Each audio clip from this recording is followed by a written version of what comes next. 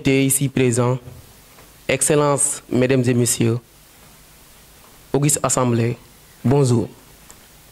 Je rends grâce à Allah ainsi que son prophète Mohammed, paix et salut sur lui, de nous avoir donné la paix et la longévité, d'avoir assisté à nouveau cette activité marquant la première édition du collectif des jeunes pour le développement de la commune de Ngayène. Et cette activité est dénommée 48 heures du collectif des jeunes pour le développement de la commune de Ngayène. Permettez-moi tout d'abord de souhaiter la bienvenue à notre frère et ami, M. Amadou Sorna, enseignant et écrivain, auteur du livre Sous les feux de l'amour. M. Sorna, à ma qualité du président du collectif des jeunes pour le développement de la commune de Ngayène, je vous dis la bienvenue ici au terre du Sabah. Je pense que Ngayène et maintenant Sabah, c'est la même chose. En tout cas, je vous dis la bienvenue. Je souhaite également la bienvenue à notre presse, je dis presse nationale même, parce que Ngoyane TV, tout le monde le connaît, à travers son brillant travail. Il effectue en tout cas un travail remarquable au sein de l'arrondissement de Medina Sabah. En tout cas, M. Sall, nous vous remercions infiniment. Et ce n'est pas du tout facile aussi de se déplacer de Medina Sabah à Ngayène Touri pour servir. Je pense que mettre cette activité en direct, ce n'est pas du tout facile, mais vous devriez, avec votre maigre moyen, pour tout faire. En tout cas, nous, à ma qualité du président, je vous dis merci infiniment. Je dis un grand merci également à notre frère, à notre oncle, un professeur aussi, M. Abdoulaye Moussa Gueye. Tout le monde le connaît aussi à travers son engagement et son amour envers cette jeunesse. En tout cas, M. Gueye, au nom du collectif, nous vous remercions infiniment. Je remercie vraiment notre grand frère aussi, Diouf, un enseignant aussi. Il a vaqué ses préoccupations aussi pour répondre à l'appel du collectif. Monsieur Diouf, par ma voix, le collectif vous dit un grand merci. Je remercie aussi mon frère, un ami à l'université, monsieur Sersal, il nous vient de Medina Sabah. Il m'avait dit en tout cas, il va faire tout pour être présent à ces activités. Et il a vaqué ses occupations aussi pour répondre rien, pour venir fêter ensemble cette activité avec nous. Mon frère, soyez les bienvenus. En tout cas, je remercie aussi tout le monde parce que ce n'est pas du tout facile de remercier tous ceux qui sont ici venus pour assister à cette activité parce que tous les membres ont travaillé pour réussir ensemble cette activité. Mon frère, je ne vous oublie pas, mon frère Cheikh Cissé, en tout cas, je vous remercie infiniment à ma qualité du président parce que c'est lui qui a fait tout pour que ces bâtiments que vous voyez là, il a fait avec ses propres moyens pour que le collectif, bon, en tout cas, soit représenté. Mon frère, en tout cas, je vous remercie au nom du collectif. Et aussi, je vois en tout cas ton engagement vers cette structure et je vous dis de continuer sur cette lancée. Je remercie tous les membres du collectif des jeunes pour le développement de la commune de Ngayène. En tout cas, vous avez fait un travail remarquable. Et ce n'est pas du tout facile aussi de faire des 48 heures, matin et jour, vous êtes toujours présents afin de réussir ensemble ces activités. À ma qualité du président, je vous remercie, chers membres.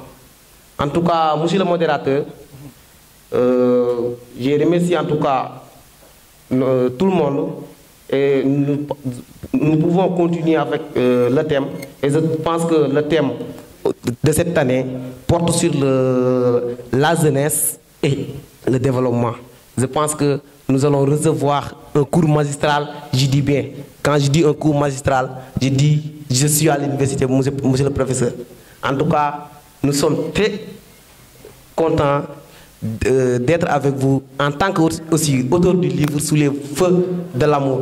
Et nous aimerons également, avant que tu termines cette conférence, de nous présenter de nous présenter un peu ton livre Sous les feux de l'amour. En tout cas, j'ai beaucoup entendu ce livre et j'aimerais en tout cas vous parler avec la jeunesse de Ngayène, l'importance ou bien comment vous êtes parvenir à écrire ce livre. En tout cas, nous aimerons savoir ce livre. Monsieur le modérateur, je vous laisse de continuer avec les gens. Ok, merci Monsieur le Président. Merci encore une fois de remercier tout le monde. Je pense que vous pouvez même ne pas citer de nom, car il n'y a que de hautes personnalités dans cette salle. Donc, nous vous remercions tous. Voilà, maintenant, nous allons essayer d'introduire le conférencier, M. Sokhna, que je viens tout à l'heure de dire qu'une fierté pour nous. Voilà, de vous parler un petit peu de son cursus. Voilà. Il est né à Médina Sabakh d'un père sénégalais originaire de Ndimbu et de Ngayène Sabakh et d'une mère gambienne. Après avoir débuté son cursus scolaire à l'école élémentaire de Médina Sabakh 1, il est venu faire le CM2 à Ngayène Sabakh. Donc, c'est à l'école élémentaire de Ngayène qu'il a eu son CFE ainsi que son entrée en 6e sous la tutelle de M. Ndao Baye Modou Ndao. Après cela, il était orienté au CM de Médina Sabakh où il aura le BFM. Après l'obtention de ce diplôme, il fut orienté au lycée Maba Diakhouba de Nioro, du RIP, où il a eu son baccalauréat en série L'1 étant deuxième du centre. Après cela, il fut orienté au département d'anglais de l'université Cheikh Anta Diop de Dakar où, sans reprendre la moindre année et sans avoir jamais connu la deuxième section, il a eu sa licence avec la mention assez bien, avec comme spécialité la civilisation britannique. C'est ainsi qu'il est allé à l'école normale supérieure, actuelle faculté des sciences techniques de l'éducation et de la formation FACEP pour devenir professeur de l'enseignement moyen. À la sortie à la FACEP, il a d'abord servi au département de Podor dans la commune de Diandiane pendant 3 ans avant d'aller à Missira, département de Foundiougne. Présentement, il est en service au CM de Ndofane-Laguen. Pour ce qui est de l'écriture, il a toujours aimé écrire et depuis 2013 ou même avant, il écrivait toujours des articles parlant de l'actualité nationale ou internationale. Certains de ces articles paraissaient même dans la presse en ligne, comme c'est toujours le cas. Il a eu à préfacer 2 romans. Le cas chaud de la destinée écrit par son ami Mamadou Sambadia, mais également Résistance d'une âme écrit par son frère Babacar Sokhna.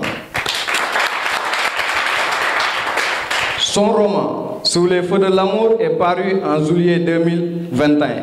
Il a eu à être invité sur différents plateaux tels que celui de la Sen TV où il a parlé de son livre.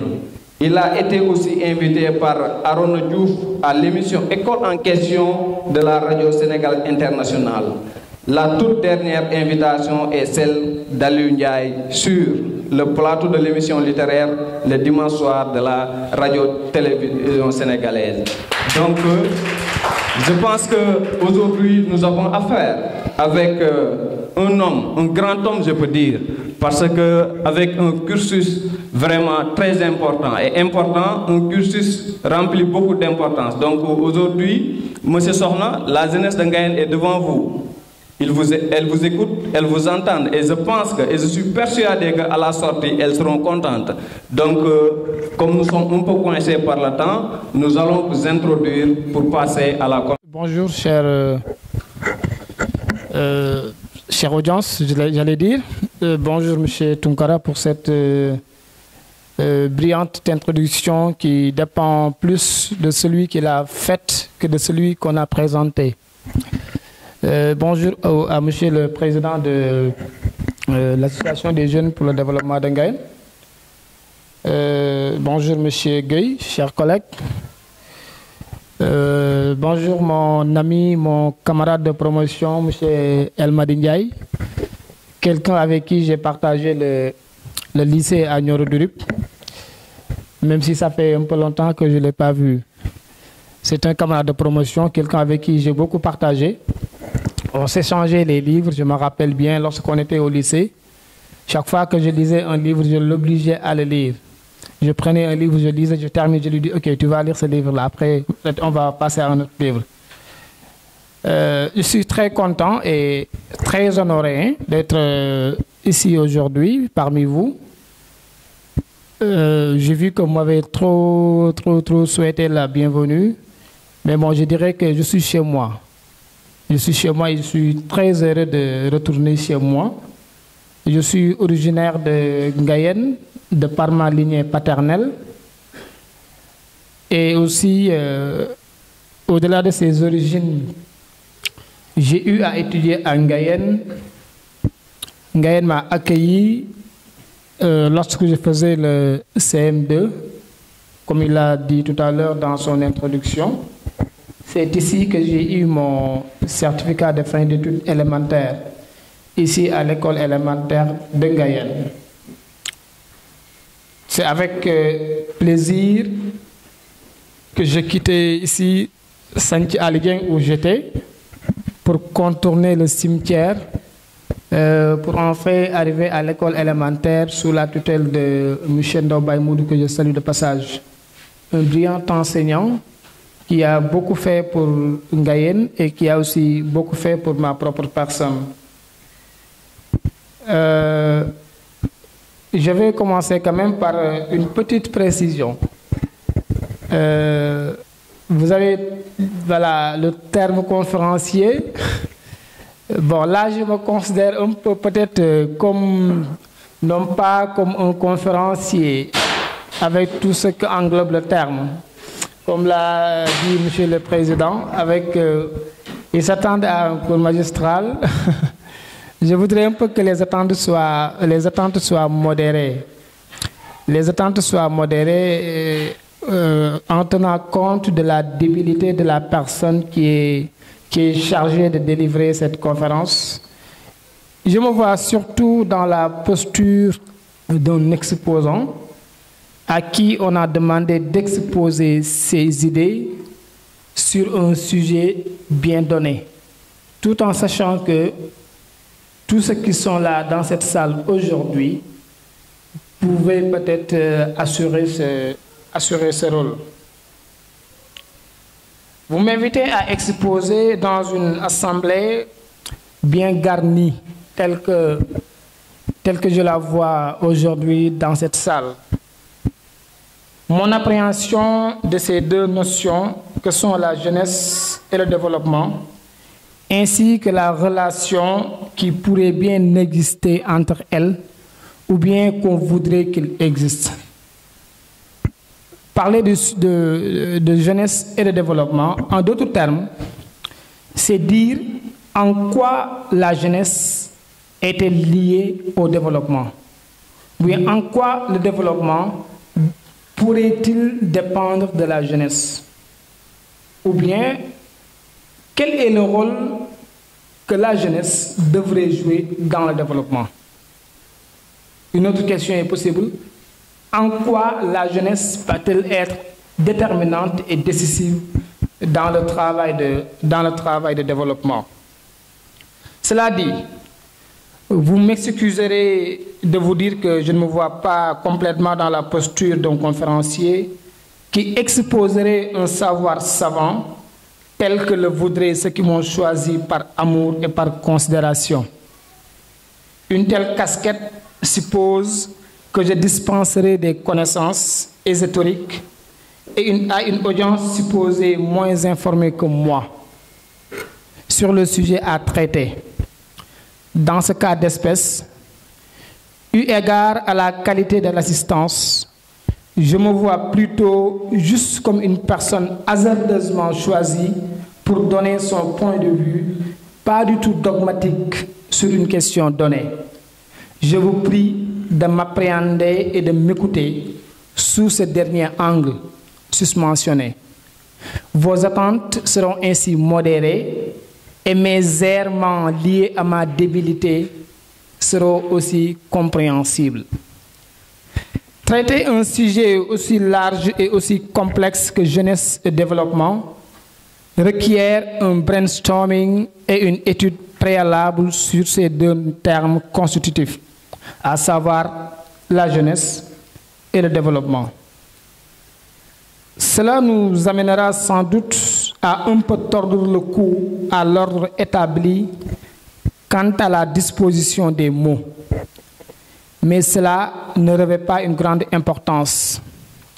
Il conviendra d'abord de jeter un regard très inquisiteur sur le développement pour l'étudier, le déshabiller, tâter sa quintessence et lui donner tout le sens qu'il mérite afin de mieux le cerner pour savoir comment le mettre quintessentiellement en rapport avec la jeunesse. Après une tentative de définition non exhaustive, il importera de mettre la lumière sur la nature et la relation qu'il existe, ou que nous voudrions qu'il existe entre la jeunesse et le développement. Autrement dit, on essaiera de répondre aux deux questions qui suivent. En quoi la jeunesse est-elle importante pour le développement? Seconde question. Comment la jeunesse peut-elle être un facteur déterminant pour le développement? Ce sont ces deux questions-là auxquelles nous essaierons de répondre au vu de la formulation du sujet. S'agissant du développement, et dans un élan de définition non exhaustive, dans notre élan de définition simple et réelle du développement économique et social, tel qu'il en s'agit aujourd'hui, nous dirons juste ceci. Le développement économique et social désigne l'ensemble des mutations positives, techniques, sociales, sanitaires, que peut connaître une zone géographique donnée. Cette zone géographique peut être le monde, ça peut être un continent, ça peut être un pays, ça peut être une région, ça peut être une localité. Donc vous en déduirez facilement que le développement économique et social implique inéluctablement une amélioration du bien-être social au sens économique des populations.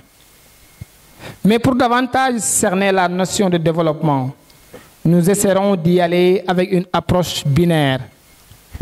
D'une part, une approche théorique et d'autre part, une approche pratique, réelle et plus palpable. Pourquoi ces deux approches, ou bien pourquoi cette approche binaire? Chaque fois, nos dirigeants nous vantent des croissances, parfois des taux de croissance, parfois à deux chiffres, parfois 8% de croissance, 9%. Est-ce qu'on arrive à le constater dans nos foyers? Est-ce qu'on arrive à le constater à midi ou bien à 13h quand le repas est servi? Est-ce que ces taux de croissance-là, le paysan qui est à Diamant le constate dans son vécu quotidien? Non. Donc, il y a ces deux dimensions-là, théoriques et pratiques du développement, qu'il importe de dissocier. Et je pense qu'aujourd'hui, la dimension qui me paraît la plus importante pour nous, c'est la dimension pratique et réelle du développement. Même si on va un peu frôler la dimension théorique, d'autant plus que c'est un peu nécessaire que les gens le sachent.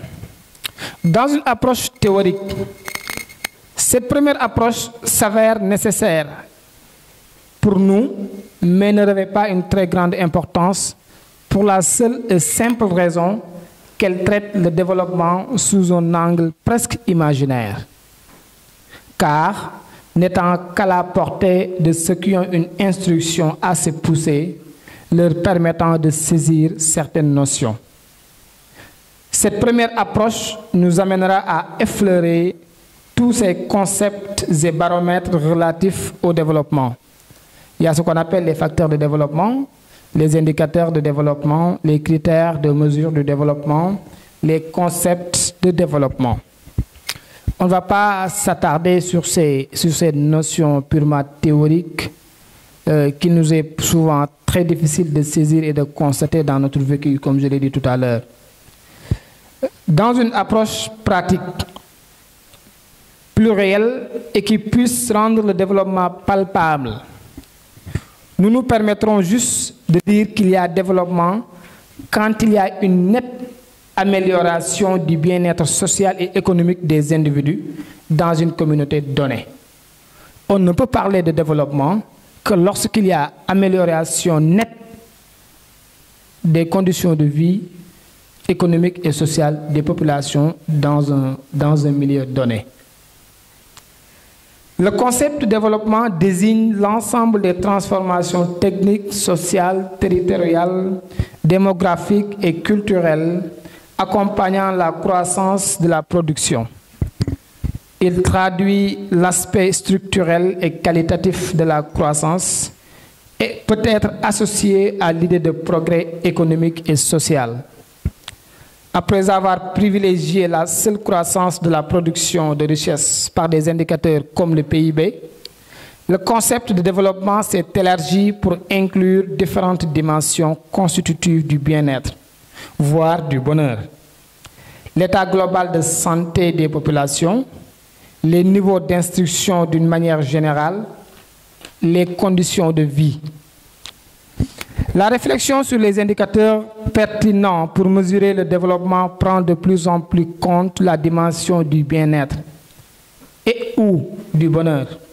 Et il y a profusion d'indicateurs économiques, sociaux et environnementaux qui tentent de l'évaluer et de le mesurer. Cette appréhension peut bien être étayée par les propos de François Pérou. François Pérou est un économiste français du XXe siècle qui dit « Le développement est la combinaison des changements mentaux et sociaux d'une population qui la rendent apte à faire croître cumulativement et durablement son produit réel global. » À l'analyse, on peut dire que se développer, c'est quitter un niveau de vie donné pour un autre niveau de vie nettement meilleur. Ainsi, on peut dire que le développement implique l'amélioration du bien-être de toute la population et se traduit par une hausse de revenus par tête, un accroissement de la ration alimentaire et un meilleur accès aux services de santé et à l'éducation. De l'économie de ces définitions ressortent trois choses fondamentales. Donc, on a évoqué deux définitions. Mais quand on observe ces deux définitions-là, il y a trois choses qui ressortent, qui sont revenues dans les deux définitions. C'est quoi? Il y a l'amélioration du bien-être social, qui revient dans toutes les définitions, la hausse du revenu par tête, qui se ressentira dans la ration alimentaire, et l'accès aux services sociaux de base, c'est-à-dire la santé, l'éducation, l'eau, l'électricité, les pistes rurales, les télécommunications, les services financiers, l'hydraulique et l'assainissement. Ainsi, de façon objective, réelle et très pratique, chacun d'entre nous peut répondre à la question de savoir si nous sommes développés ou pas. La réponse étant clairement négative, il devient alors un impératif pour tout un chacun d'essayer de trouver les voies et moyens susceptibles de nous développer, susceptibles de nous mener vers le développement. Et parmi ces piliers sur lesquels devrait reposer notre développement, il y a bien la jeunesse, qui occupe une place prépondérante. Cela nous servira de transition pour parler de la jeunesse avant de passer au crible la relation qu'il doit exister entre elle et le développement. Parlons maintenant de la jeunesse. Après cette tentative de définition non exhaustive, quoi que l'on puisse dire sur le développement, il y aura forcément d'autres choses qu'on laissera sous l'ombre. Mais on a essayé un peu de donner un aperçu un peu bref avec des définitions un peu pratiques du développement. Arrive maintenant le moment de parler de la jeunesse. De façon théorique, basée sur l'âge, la jeunesse est définie comme l'aspect social de l'adolescence et est comprise entre l'âge de 15 à 36 ans. Ça, c'est ce qu'on nous a toujours vendu.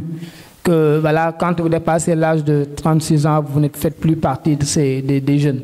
Mais cette jeunesse-là dont nous parlons aujourd'hui, cette jeunesse-là, acteur de développement, cette jeunesse-là qui doit être déterminante et décisive dans le travail de développement, ne doit pas se limiter à ces personnes-là dont l'âge est compris autant pour moi entre 15 et 36 ans. On doit aller au-delà de cela, peut-être jusqu'à l'âge de 45 ans ou bien un peu moins de 50 ans. Ce sont des âges où la personne est toujours active, elle est toujours active et en pleine possession de toutes ses forces. Mais dans la pratique et dans la réalité des choses, elle est plus large que cela et couvre une période beaucoup plus large que celle-là dans la vie d'une personne. Elle est le moment du développement de l'être, où l'être est en possession de tous ses moyens, de ses forces physiques et mentales. Eu égard à cette seconde considération, nous pourrons nous accorder sur le fait que la jeunesse ne peut pas seulement se limiter à l'âge de 36 ans. La jeunesse couvre toute cette période de la vie d'une personne où elle est en pleine possession de ses forces physiques et mentales, où elle peut participer activement à la vie de la nation et au travail de développement. Maintenant, en quoi la jeunesse est-elle importante? Les jeunes sont importants non seulement à cause de leur nombre, mais aussi parce qu'ils disposent de beaucoup de temps et d'énergie, ainsi que de compétences essentielles telles que la flexibilité et la motivation. D'après le plus récent sondage de l'ANSD, l'Agence nationale de la statistique et de la démographie, les moins de 15 ans représentent 28,37% de la population sénégalaise. Ceux qui sont âgés de 15 à 60 ans font 66,53%. Et les plus de 60 ans ne représentent que 5,1% de la population sénégalaise. Vous constaterez avec moi que nous avons une population très jeune. Une population où ceux qui sont entre 15 ans et 60 ans font 66,53%. Là, c'est une population très jeune. Et jusqu'à 60 ans, la personne est toujours active. Et ça se voit sur le fait que souvent, quand vous voyez des gens, quand ils vont à la retraite, ils ont souvent tendance à trouver d'autres activités. Hein? Ils ont tendance à trouver d'autres activités, à travailler.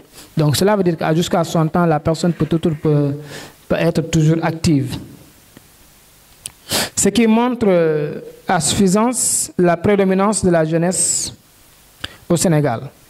Et cela constitue un atout considérable. Parler de l'importance de la jeunesse, c'est aussi évoquer toutes les forces et faiblesses dont elle dispose afin d'aller à l'assaut de la vie, de s'approprier le travail d'une manière qui n'est pas à la disposition des personnes âgées. Des plus importantes potentialités que puisse avoir un pays ou une communauté. Les Occidentaux le savent très bien. Conscients de la vieillesse grandissante de leur population, ils encouragent une autre forme de migration, appelée l'immigration choisie. Cela consiste à ouvrir grandement les portes aux jeunes des autres pays désireux d'y aller travailler chez eux. Les Occidentaux sont très conscients de l'importance de la jeunesse. Avec des populations très vieillissantes, ils ne donnent plus leur visa à n'importe qui. Ils adoptent ce qu'on appelle l'immigration choisie. C'est-à-dire, vous êtes diplômé, vous êtes qualifié, vous demandez le visa, facilement on vous l'octroie. Parce qu'ils savent que vous pouvez aller travailler pour eux. Ils ont une population très vieille, ils n'ont plus de jeunes qui puissent travailler pour maintenir leur niveau de développement. Donc eux, ils sont conscients de l'importance de la jeunesse dans une communauté pour le travail de développement. Maintenant, comment la jeunesse peut-elle participer au développement? Voilà la partie la plus importante pour moi.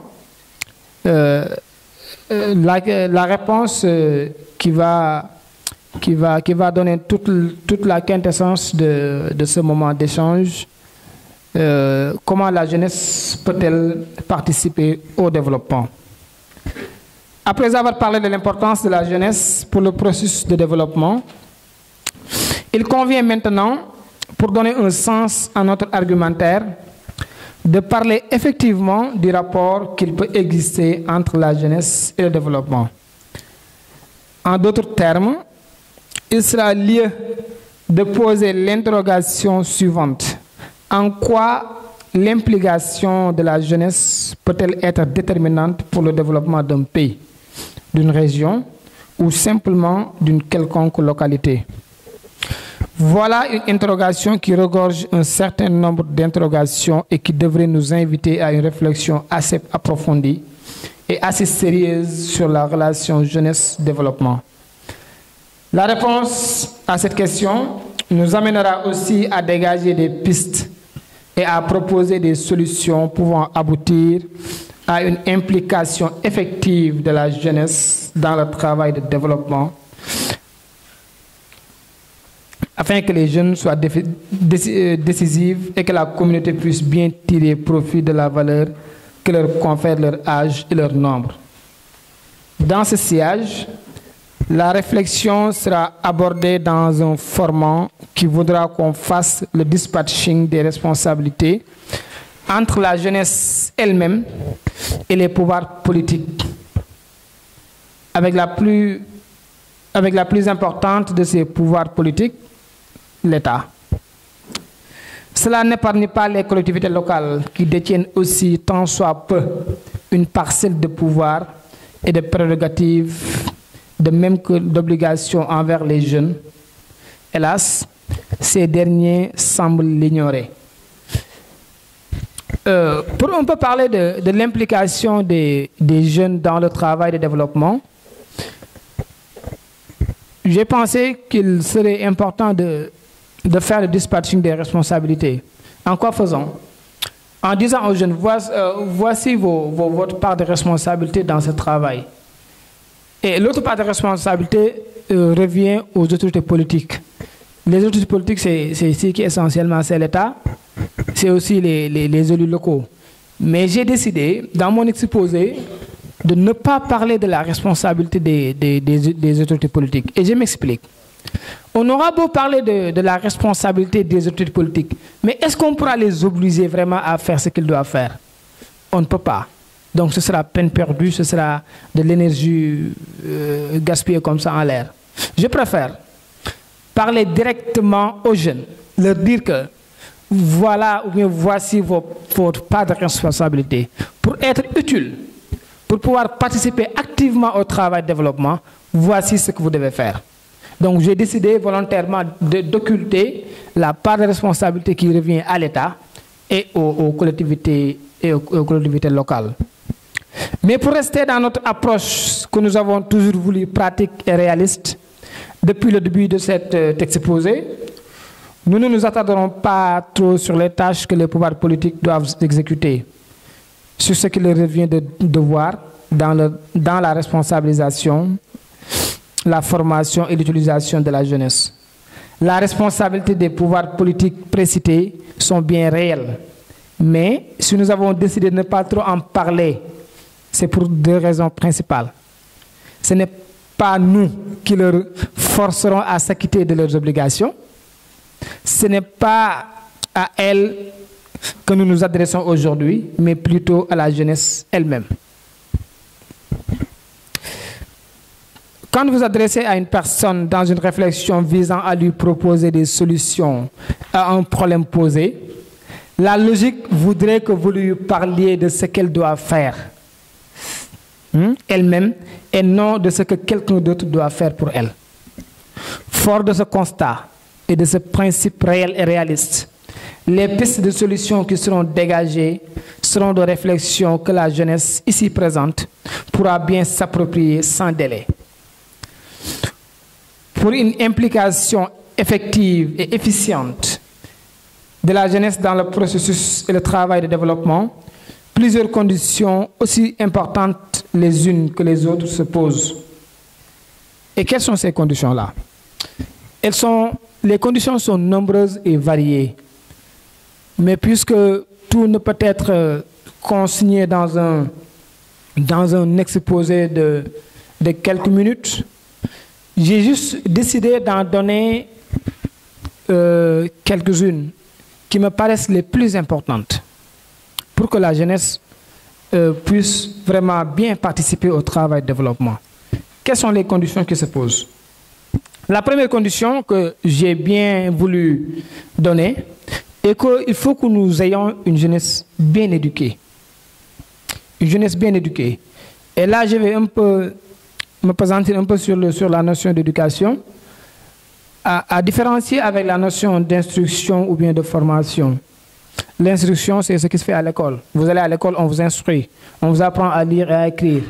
La formation, vous avez le bac ou bien vous avez le BFM, vous allez dans une école de formation, on vous forme, on vous donne de savoir-faire, de compétences pratiques que vous pouvez utiliser dans l'exercice d'une profession. Donc, il faut d'abord que nous ayons une jeunesse bien éduquée. L'éducation figurera sur la première place de ces acquis que je considère comme indispensables pour toute personne aspirant à être utile à sa communauté. L'éducation prépare la personne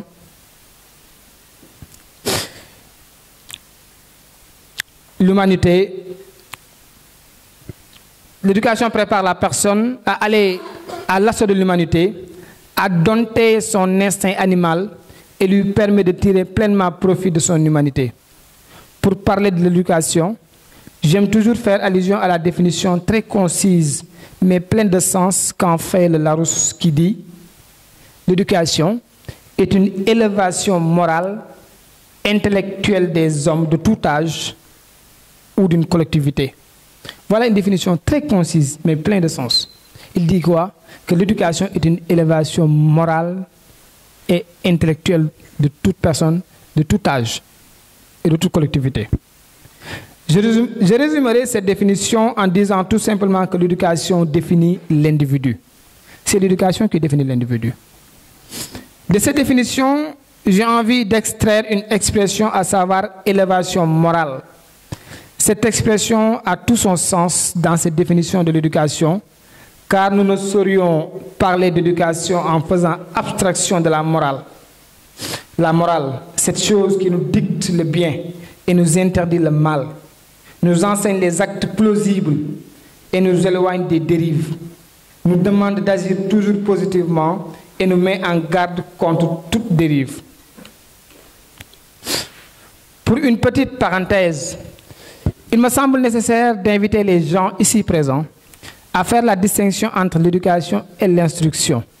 L'éducation, on la reçoit d'abord à la maison et ensuite à l'école, pour ceux qui y vont.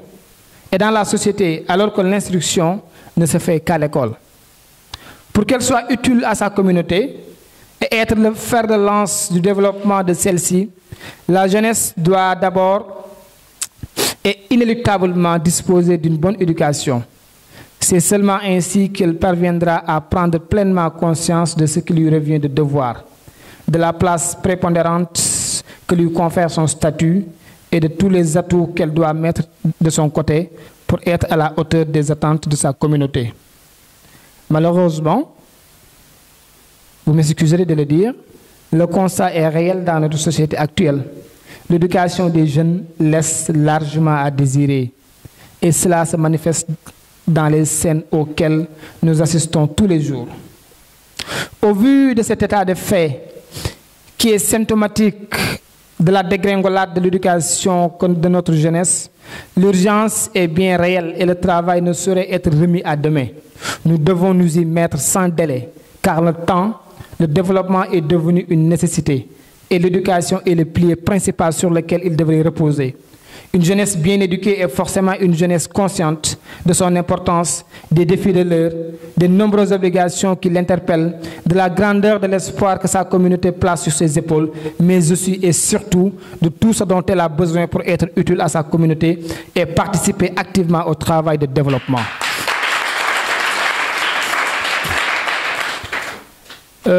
Parler de l'importance de la jeunesse, de comment la jeunesse, des conditions qui devraient permettre à la jeunesse de participer activement au développement, moi je pourrais le résumer en parlant que d'éducation. En parlant que d'éducation. C'est la clé de voûte du comportement de la personne. Si on n'est pas bien éduqué, quelles que soient les conditions dans lesquelles on est mis, on ne sera pas utile. on ne sera pas utile. Donc l'éducation est la chose, est le pilier principal, le pilier fondamental sur lequel doit reposer le travail de développement. Et qui doit être éduqué en premier lieu, c'est nous, la jeunesse. Nous devons être éduqués, bien éduqués. L'éducation, c'est quoi? C'est savoir bien se comporter, c'est savoir faire le bien et laisser le mal. Et toutes ces scènes-là que nous voyons tous les jours, ce sont des scènes qui découlent de notre manque d'éducation. Quand il y a manifestation, quand il y a grève d'étudiants, quand il y a ces choses-là, tout ce qu'on voit, c'est très symptomatique de notre manque d'éducation. On casse les biens publics. Il n'y a rien qui puisse l'expliquer. Rien. À part un manque d'éducation. Il est temps, sans délai. Le travail n'est pas à remettre à demain. Le travail est imminent. Le travail est imminent. On ne doit pas le remettre à demain. Nous devons nous atteler à notre éducation tout de suite. Tous les pays qui se sont développés grâce à une bonne éducation. Et après l'éducation, je vais parler du travail. Du travail. Les conditions qui devraient se réunir pour que la jeunesse puisse bien participer activement au développement. Je vais parler d'éducation, je vais parler de travail. Et ça découle d'une observation minutieuse que j'ai eue dans la société.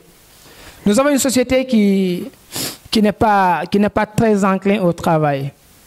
On aime fignoler. On donne un travail de 2 heures. On doit nous payer 50 000 pour un travail de 2 heures. On va essayer de tout faire pour ne travailler qu'une heure 30 pour après aller encaisser notre argent. Ce n'est pas une bonne chose. Ce n'est pas comme ça qu'un pays se développera. Donc on va parler du travail. Il serait carrément paradoxal de parler de développement sans parler du travail et de l'amour du travail qui conduisent forcément au travail bien fait. Vous m'excuserez de citer le leader du PASTEF, même si je ne suis pas de son parti. Il a écrit dans son livre Programme, qu'il a publié en juillet 2018, Solutions, que j'ai eu la chance de lire juste une semaine après sa parution. Et il le dit dans un passage que j'ai bien aimé. Il dit que tous les pays qui se sont développés se sont servis du levier du travail pour arriver au niveau de développement où ils se trouvent aujourd'hui. Et il continue, il dit, et vous conviendrez avec moi, il s'adresse aux Sénégalais, il dit, et vous conviendrez avec moi que nous, Sénégalais, n'avons pas la même conception du travail que les Allemands, les Japonais et les Américains. C'est vrai. Il dit que tous les pays qui se sont développés, ils se sont appuyés sur le travail pour arriver au niveau de développement où ils sont aujourd'hui. Et il dit aux Sénégalais, vous êtes d'accord avec moi que nous, les Sénégalais, nous n'avons pas la même conception du travail que les Japonais, les Allemands ou les Américains. Ça, c'est vrai. J'aime bien les Sénégalais, je suis Sénégalais, mais ça, c'est une vérité indéniable. Voilà le principal passage que j'ai retenu de ce livre, du fait de son importance et de l'effet que cela devrait produire chez tous les Sénégalais, particulièrement chez les jeunes. Pourquoi devons-nous centraliser les jeunes quand nous parlons de développement? La réponse à cette question peut être tirée de la partie où nous parlons de l'importance de la jeunesse et aussi du pourcentage très élevé de jeunes au Sénégal. Plus de 70, voire 80% des travailleurs du public comme du privé sont des jeunes au Sénégal. La jeunesse demeure aussi le moment le plus propice au travail dans la vie d'un individu. À cela s'ajoute le fait que les jeunes représentent plus de 70 voire 80% de la population active, c'est-à-dire de ceux qui travaillent. Donc il apparaît clairement que si les jeunes dans leur ensemble ou dans leur majorité font du travail leur apanage, en lui voient tout l'amour qu'ils requièrent pour être bien fait, chacun dans le domaine d'intervention qui le concerne, nous pouvons nourrir de grands espoirs quant au jour où nous verrons enfin le bout du tunnel. Il n'existe pas une recette miraculeuse qui soit en mesure de développer un pays ou une quelconque communauté. Il n'y en a pas non plus un dirigeant qui soit capable de développer seul une communauté. Il n'y a que le travail. Le travail conjugué de tout un chacun qui puisse nous amener à un niveau de développement vers un autre niveau supérieur B. Nous devons travailler sans réserve, avec amour, avec respect aussi bien envers nous-mêmes qu'envers nos semblables et la communauté. Sans prendre le dos de la cuillère, il nous faut admettre que notre amour du travail laisse à désirer, et cela se voit dans la façon dont nous exécutons nos tâches professionnelles. Il faut que nous nous y remédions. Les retards au lieu de travail, les services mal rendus, l'insolence au lieu de travail sont tous des comportements imputables au manque criard d'amour envers ce que nous faisons. Il faut aimer un travail pour pouvoir bien le faire. Et un travail n'est utile que lorsqu'il est bien fait. Je vais un peu vous raconter une petite anecdote avec un ami douanier. On discutait. Il me parlait de la pression. Je dis oui, la pression du travail, c'est un peu partout. Il me dit non. Moi, c'est plutôt la pression sociale. Il me dit que moi, le travail, c'est plutôt un plaisir. Quand je quitte mon lieu de travail, j'ai toujours hâte d'y retrouver. Non, vous ne pouvez pas imaginer ce que je ressentais dans mon cœur quand il m'a dit ça. Et je lui ai dit, moi, après une certaine observation de la société, j'ai fini de comprendre que toute cette insolence-là que vous voyez dans les lieux de travail, bon, je ne veux pas citer de corporation, mais toute cette insolence-là, bon, je peux citer les enseignants peut-être, puisque je suis enseignant. Toute cette insolence-là, ou bien tous ces services mal rendus que vous voyez au niveau des lieux de travail, la seule et unique cause, c'est quoi? C'est le manque d'amour dans ce que l'on fait. Un élève vient, au lieu de l'écouter, tu l'engueules. On engueule les élèves. C'est parce qu'on n'aime pas ce qu'on fait. Quand on aime son travail, on le fait correctement. On écoute les enfants. Idem pour quelqu'un d'autre. Quand on est policier, quand on aime son travail, quelqu'un qui vient, il sollicite un service. Vous gérez un service public. Vous devrez avoir le sens de l'écoute, de l'écouter attentivement, de lui rendre service convenablement. Il nous manque cet amour du travail. Il faut que nous le travaillions. Il faut que nous travaillions à aimer ce que nous faisons. À aimer ce que nous faisons et à essayer aussi de faire ce que nous aimons. C'est seulement ainsi que nous arriverons un peu à espérer voir le bout du tunnel. Après l'éducation et le travail, je vais parler un peu de l'engagement politique. Et voilà un point que je vais évoquer avec une certaine retenue, des réserves et avec des éclaircissements qui me paraissent importants. Cela nécessite des réserves en ce sens que la politique n'a pas encore fait l'unanimité autour de son importance, de sa décence et de son accommodation avec la vertu. Cela s'explique par la manière dont elle est faite par cette classe politique que nous avons, ceux qui nous dirigent depuis notre indépendance et ceux qui aspirent à nous diriger. Je l'avoue, même si je ne prétends pas avoir raison, je suis de cette frange de jeunes qui ne s'intéressent pas du tout à la politique. Pour les raisons que j'ai énoncées tout à l'heure. Cet état de fait est confirmé par la récente révision du fichier électoral qui montre un faible engouement des nouveaux majeurs pour les élections, notamment locales. Selon la Commission électorale nationale autonome, la Sénat, seulement 257 000 primo-votants, c'est ceux qui viennent d'avoir 18 ans, 257 000 primo-votants se sont inscrits sur les listes lors des dernières opérations de révision du fichier électoral qui se sont achevées le 14 septembre 2021. À titre de comparaison, ils étaient près de 400 000 à s'être manifestés en 2018 en vue de la présidentielle de 2019. Et la source, c'est un article de Jeune Afrique que Jeune Afrique avait publié le 23 septembre 2021. Mais cette appréhension négative de la politique est-elle une raison suffisante pour que les jeunes qualifiés, compétents et vertueux la délaissent au profit d'une autre frange de la société dont la vertu laisse à désirer? La réponse que je fournirai est bien évidemment non, pour la seule et simple raison que les carottes ne sont pas cuites et que si l'intérêt général est en jeu, l'engagement devient une obligation dictée par notre morale citoyenne. Oui, ce pays et ses collectivités locales nous appartiennent à nous tous, particulièrement aux jeunes qui sont majoritaires.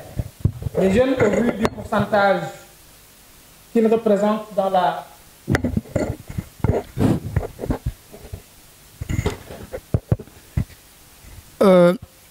les jeunes, au vu du pourcentage qu'ils représentent dans la population globale, peuvent se considérer comme les principales cibles de toutes les actions qui sont menées tant au niveau étatique qu'au niveau local.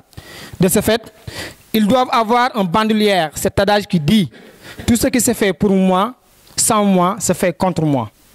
Oui, la jeunesse doit s'engager dans la politique et la faire autrement. Pour changer la donne, les jeunes peuvent et doivent s'engager dans la politique, non pas pour se conformer à ce qui se fait depuis belle lurette et qui freine d'une part notre développement, mais plutôt pour la faire de façon honorable. Il est grand temps que les jeunes s'approprient la politique, non pas pour s'en servir et en faire un gagne-pain, mais plutôt pour servir en exécutant ces tâches qui sont des obligations communautaires, mais dont une certaine classe d'hommes vicieux et véreux s'empare pour laisser libre cours à leur égoïsme et à leur opportunisme. La jeunesse, surtout cette jeunesse compétente et consciente des enjeux de l'heure, ne doit plus être une simple spectatrice du jeu politique, surtout au niveau local. Le récent événement de ce que j'appelle la révolution politique au Sénégal, c'est-à-dire la nouvelle donne politique proposée par M. Ousmane Sonko, vous m'excusez, je le cite une seconde fois, président du parti PASTEF, nous montre à suffisance qu'il est encore possible de faire la politique autrement. Nous pouvons nous engager en politique en gardant intactes nos valeurs, telles que la vertu, la droiture, le désintéressement. La politique demeure un champ très approprié où nous pouvons faire preuve de notre patriotisme. Nous n'avons jamais connu cet engagement politique où les militants, à travers un financement participatif, portent le combat et la candidature de leur leader dans une échéance politique. On n'a jamais vu ça au Sénégal. Et c'est arrivé. Donc ça montre que c'est bien possible. À l'élection présidentielle de 2019, ce sont les militants du PASTEF qui ont financé, qui ont porté la candidature de Ousmane Sonko en payant la caution. Qui aurait imaginé ça au Sénégal? Au contraire, les militants demandaient de l'argent. Hein? Tout le temps, ils cherchaient à manger des miettes. Donc les choses ont changé et ça peut changer. Nous n'avons jamais connu cette forme d'engagement. Cet événement a mis à nu l'évidente possibilité de faire la politique en gardant intacte sa morale, ses vertus et surtout en faisant montre d'un patriotisme sans équivoque.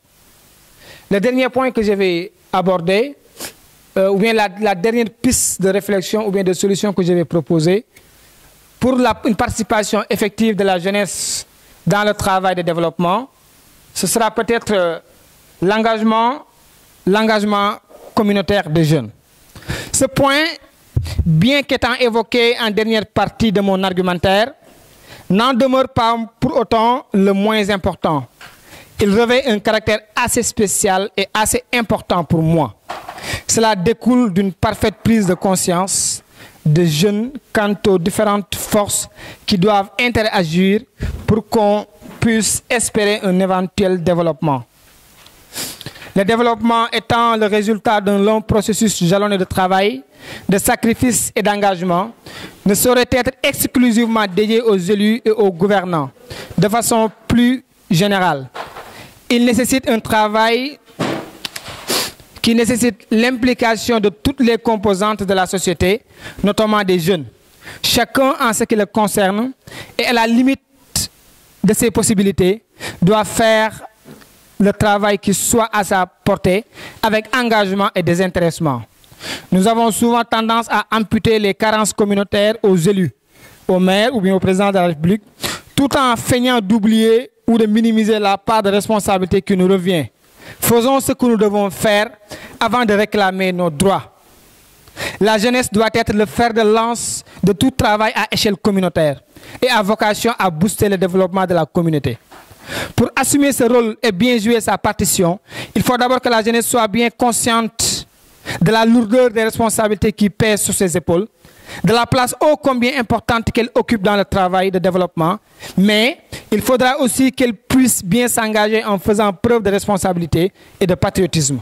L'engagement communautaire voudrait que chaque citoyen, notamment les jeunes, dans le domaine où il peut le faire, pose des actes qui vont dans le sens de participer à l'effort de développement. Ne minimisons pas nos actes, qu'ils soient positifs ou négatifs. Et n'attendons pas non plus les autres pour agir positivement. Chacun doit agir et peut agir personnellement et convenablement sans avoir besoin d'attendre la masse ou les élus. Que chaque jeune se considère comme étant la clé de voûte du développement de sa communauté. Que chaque jeune considère comme reposant sur ses épaules tout le travail que requiert le développement de son pays ou de sa localité. L'engagement communautaire implique aussi la participation volontaire de toute activité, autant pour moi, quel qu'en soit l'initiateur, allant dans le sens de développer la communauté. Un jeune engagé n'a point besoin d'attendre qu'on l'interpelle ou l'appelle pour participer à un travail de développement. En guise de conclusion, non concluante peut-être, nous dirons que juste que la relation entre le développement et la jeunesse demeure inépuisable. Hein? C'est une relation inépuisable. On aura beau en parler jusqu'à demain, on ne pourra jamais l'épuiser. En ce sens que, quoi que l'on puisse dire là-dessus, nous laisserons forcément sous l'ombre d'autres aspects non moins importants que ceux que nous avons évoqués. Nous avons essayé de mettre la lumière sur la notion de développement, sur celle de jeunesse, avant de tenter d'établir la relation positive qu'il faudrait exister entre ces deux notions.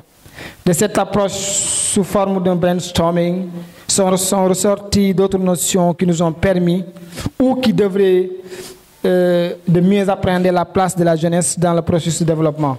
Après tout, il demeure un impératif pour chaque jeune de se hisser à un niveau de conscience lui permettant de se poser la question de savoir si véritablement sa posture actuelle vis-à-vis de sa communauté correspond à ce que nous avons évoqué. Si oui, qu'il se dise qu'il est sur la bonne voie, au cas échéant, qu'il s'inscrive dans une logique de changement sans délai. La prise de conscience est aussi imminente qu'importante. Il est temps que la jeunesse soit consciente de l'importance de la place qu'elle occupe dans la société et ne se laisse plus à la merci d'une certaine classe politique qui l'utilise à sa guise et pour les combats personnels. Non, les jeunes ne doivent pas être cette matière dont on se sert, ces individus qu'on érige en marge pour se hisser sur les plus hautes statues de la pyramide sociale. Les jeunes ne doivent plus attendre qu'on les utilise pour mener les combats. Mais ils doivent être les initiateurs de tous ces combats qu'ils mèneront eux-mêmes et gagneront pour l'intérêt exclusif de la communauté. Merci de votre aimable attention.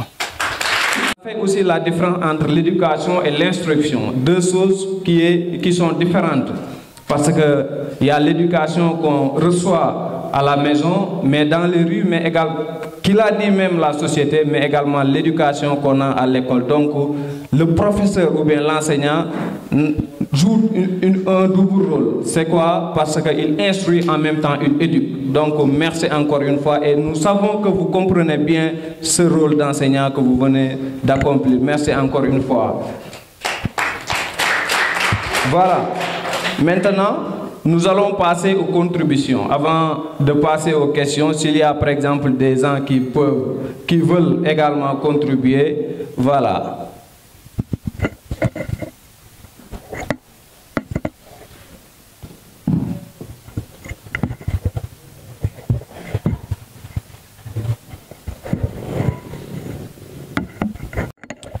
Merci.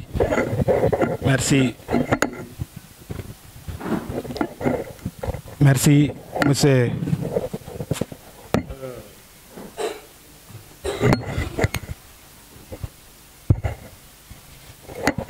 Merci, Sergeant.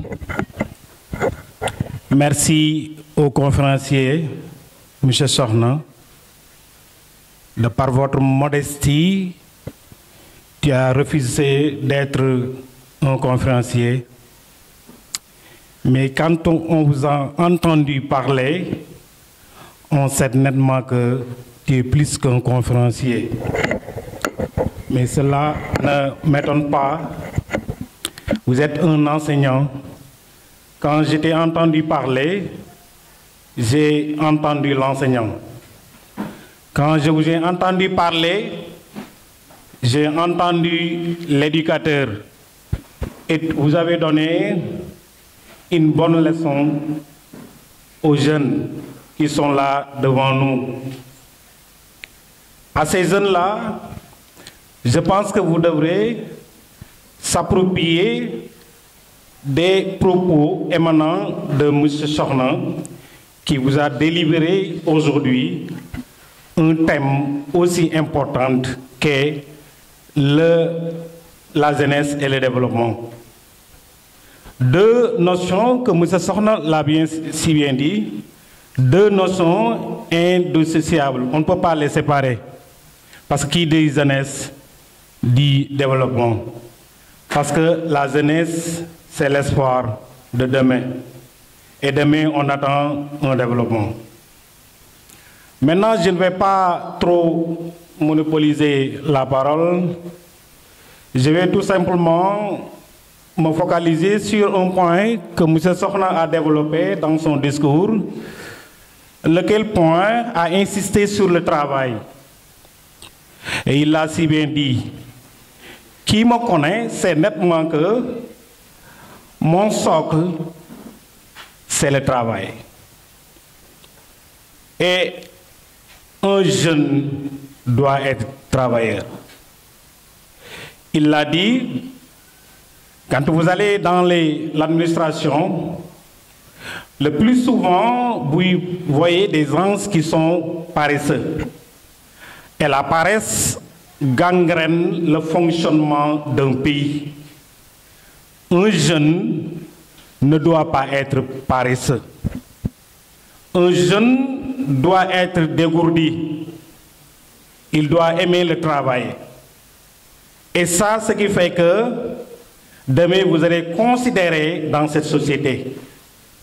Et vous n'allez pas me dire le contraire. Parce que tous ceux qui sont aimés, tous ceux qui sont suivis, aiment le travail. Tantôt, vous avez fait ce que j'appelle un discours très plaisant envers M. Sokhna. Mais en l'entendant parler, je sais que M. Sokhna n'est pas paresseux. C'est quelqu'un qui n'a pas la paresse. Parce que tout à l'heure, vous l'avez introduit comme étant un écrivain. Un écrivain, c'est quelqu'un qui se prive de beaucoup de choses, qui fait des nuits blanches. C'est quelqu'un qui se prive de la vie familiale. Donc un écrivain, c'est un travailleur. Moi, je n'ai pas encore la chance de lire son livre, mais je vais essayer de le lire. Mais quand même, j'ai devant moi un groupe de jeunes très responsables, dirigé par mon neveu, Omar Gaye, épaulé par M. Bachi Tunkara, un collègue en devenir, parce que bientôt il sera dans les classes comme moi. Mais il est aussi aidé par un jeune que j'ai beaucoup d'estime envers lui, de par sa détermination, mais aussi par son amour du travail. Et je veux nommer M. Ahmad Sokhna Di Mandela. Parce que même, quand vous aimez Nelson Mandela, ce leader panafricain, international, vous ne pouvez pas ne pas être un homme très responsable.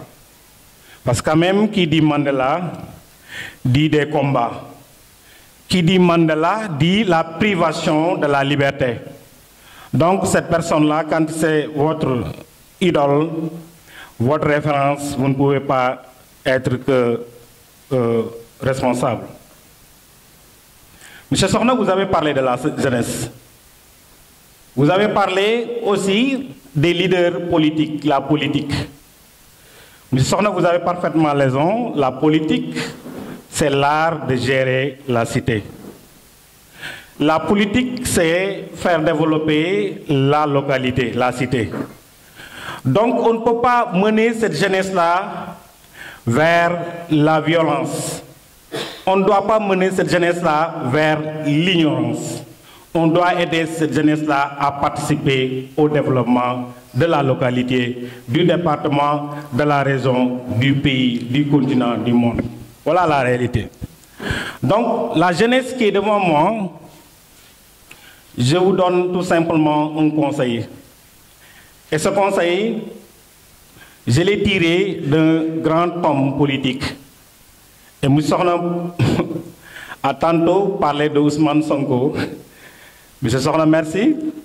Mais aussi, à côté de ce leader charismatique, on ne peut pas le nier, il y a Abdoulaye Wade qui disait que ma jeunesse vaut mieux que les milliards de l'étranger. C'est Serigne Saliou Mbacké, je l'ai dit hier, c'est moi, c'est Serigne Saliou Mbacké qui disait jox leen ma ndaw ñi ma def si lu Serigne Touba defoon ci mag ñi. Donc cette jeunesse-là a toujours été côtoyée, aussi bien par les politiques que par les religieux. Et je ne suis pas mouride, mais le mouridisme, le socle du mouridisme, c'est le travail. Quand vous êtes mouride, vous devrez travailler. C'est ça le socle du mouridisme. Donc, je vous remercie vraiment de votre aimable attention. Je vous encourage, chers jeunes, et je vous donne rendez-vous demain, Inch'Allah. Je vous remercie. Pour ce matin de réflexion et d'échange, nous allons introduire sans plus tarder M. Babacar Dieng pour donner sa contribution. Monsieur Dieng, vous avez la parole. Merci, le modérateur El Hadji Sokhna. Merci en même temps le conférencier Monsieur El Hadji Amadou Sokhna encore. Merci, chers jeunes. Merci encore, chers collègues. Donc, je suis tellement content. El Hadji Amadou, le conférencier, je vous remercie beaucoup et je prie beaucoup maintenant pour que Dieu vous donne longue vie et santé de fer. Parce que El Hadji, tu es maintenant notre fierté. Je ne dirais pas fierté départementale, je dirais mieux fierté nationale. Merci encore une fois, Amadou Sokhna, El Hadji Amadou Sokhna. Merci encore mon ami, mon frère, Moucha Gueye, mon grand frère, que j'estime beaucoup sur sa pertinence. Merci encore une fois. El Hadji, vous nous avez donné beaucoup de concepts. Maintenant, c'est à maintenant la jeunesse de prendre maintenant les concepts, de les définir et de les véhiculer positivement. Il y a beaucoup de concepts maintenant qu'ils ont donnés. Des concepts que M. Amadou Sokhna a définis à moitié. Maintenant, c'est l'affaire d'un conférencier. C'est à vous et des jeunes maintenant qui prennent ces concepts et de les définir. Concept de développement, concept de travail, concept d'éducation, extra.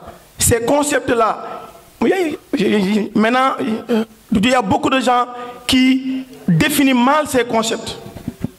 Mais ces concepts maintenant, vous les définissez positivement et vous les véhiculez et vous les mettez en œuvre pour que demain, le développement que M. El Hadji Amadou Sokhna parle maintenant jaillisse dans notre localité.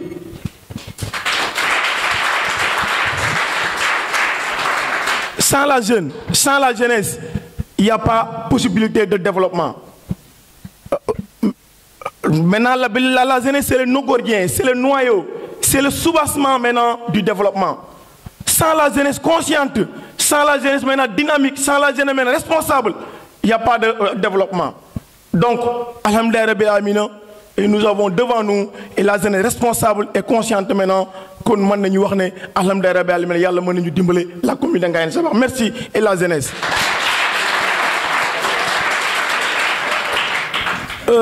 Comme disait encore, vous l'avez énuméré, le président de la République de Côte d'Ivoire, Nelson Mandela. Comme disait Nelson Mandela, le développement n'est jamais fini. Le développement n'est jamais fini, n'est jamais fini. Amul dara lu nit mëna def bo ñëwé dañ ci def sa grain de sel donc kon développement du jeex yeen xam ngeen lolu donc on félicite sur ce à votre âge de 15 à 25 ans c'est la jeunesse maintenant vous devez maintenant être faire autre chose que faire maintenant des conférences sur un thème bien défini c'est-à-dire la jeunesse et le développement. La jeunesse et l'éducation, la jeunesse et le travail, extra. Maintenant, ça nous rend fiers. Donc, on félicite encore une fois et on vous dit et on prie comme nous avons fait comme M. Elhadji, on prie que Dieu vous donne santé de fer et longue vie encore une fois. Pour que demain, la commune d'Angayen maintenant, la commune de Maya se développe sur vous. Donc merci encore une fois. Donc je ne serai pas long parce que le conférencier a dit tout. Le conférencier Elhadji Amadou Sokhna a dit tout et mon ami, mon frère Moussa Gueye. Donc, je vais donner la parole à M. Sokhna et je vous remercie beaucoup et je prie pour... Merci parce que je vois son amour, son travail au niveau du collectif. C'est pourquoi je lui remercie personnellement et je sais que le président sera également content, M. Ndiogou Seck. Un homme peut-être qui fait tout et également qui a vaqué toutes ses occupations rien que pour le collectif. Ndiogou, nous vous remercions exceptionnellement. Voilà, donc nous remercions également nos dames de fer, les Djigénia, parce que le New York, je pense que nous donc nous les remercier également depuis que nous avons 48 heures nous avons à tout moment donc nous les remercier je remercie également notre frère M. Cheikh Cissé. Je pense que il a contribué une contribution notoire pour la réussite de ces activités. Les badges que vous voyez là, portés par les membres du collectif, c'est lui qui les a confectionnés avec ses propres moyens. Mais également, pour afficher donc mention spéciale à monsieur Cissé. Nous vous remercions très exceptionnellement, le capot de l'université. Merci beaucoup. Voilà. Nous remercions également nos grands parce que l'Union Warek, peut-être nous disons que M. Mbaye, nous disons que Cissé, Elhadji, mon ami, mon frère, voilà, parce que nous avons dit que M. Badian, une pluie de remerciements. Nous vous disons merci infiniment parce que nous avons fait. Nous donc nous voulons remercier vous. Peut-être remerciement est mais parce que la reconnaissance fait partie des valeurs de l'homme. Donc merci à tout le monde. Je pense qu'on peut passer aux questions. S'il y en a, n'est-ce pas? Donc nous voulons remercier vous pour sa intervention. Donc avant de faire une question, je pense que le président m'a demandé de donner la parole à monsieur le conférencier encore pour qu'il nous parle un petit peu de son livre, donc Sous les feux de l'amour, qui est une fierté pour nous. Parce que si nous sommes Dakar, surtout c'est monsieur Amadou Sokhna. Donc fierté pour nous. Donc c'est important aussi nous voir tout direct livre. Donc monsieur Sokhna, vous avez la parole.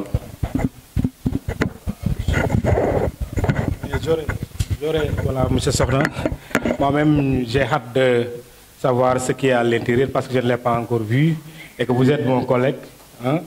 Mais avant d'entamer le livre, j'aurais aimé qu'on fasse les questions d'abord et en dernier ressort, tu vas expliquer les livres. Sinon, il y aura du brouillage dans l'exercice. Voilà. Ok, merci. Merci beaucoup, M. Gueye. C'est ça, je pense que le mot est du quand même. Donc, pour les questions,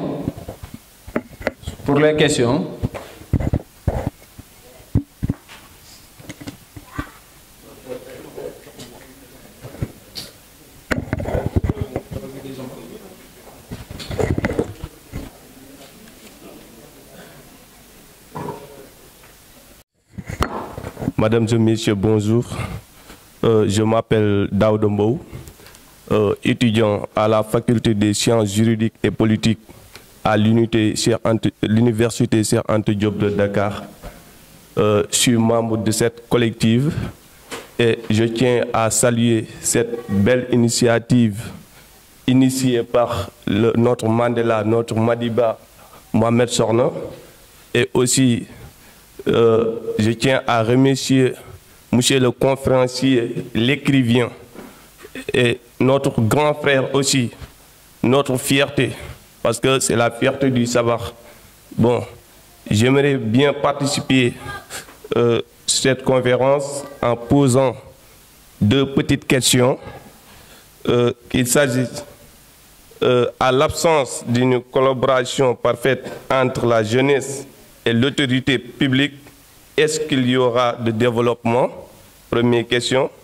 Deuxième question, comment une jeunesse engagée peut participer au développement de sa localité sans la politique? Je m'excuse.